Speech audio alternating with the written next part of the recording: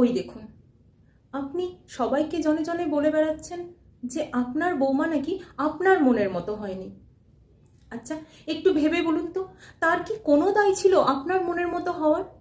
আপনি বলছেন আপনার বাড়িতে আগে কোনো অশান্তি ছিল না, সেই আসার পর থেকে সমস্ত অশান্তি শুরু হয়ে গেছে।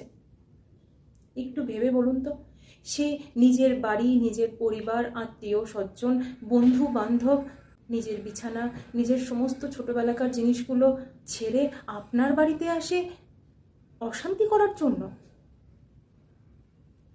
আপনার বাড়িতে সে এক বুক স্বপ্ন নিয়ে এসেছিল।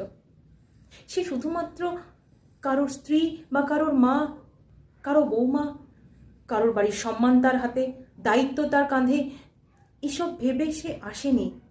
সে এসেছিল একটা পরিবার, একটা বাড়ি ছেড়ে, একটা মা বাবার কাছ থেকে দূরে গিয়ে আরেকটা বাড়ি, আরেকটা পরিবার, আরেকটা মা বাবা পাবে বলে। আপনারাও তো তার মা বাবা। ছেলের সাথে যেভাবে ব্যবহার করছেন, বৌমার সাথেও সেভাবেই করুন না। তারপর দেখুন সম্পর্কের সমীকরণ পাল্টায় কিনা।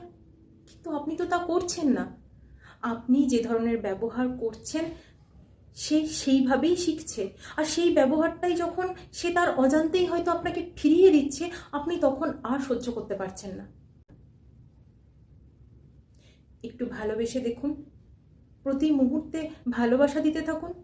আমি যদি ধরেও নিই সেই মেয়েটা খুব খারাপ, বিশ্বাস করুন আপনার ওই অতি ভালোবাসার জোরে সে ভালো হতে বাধ্য হবে।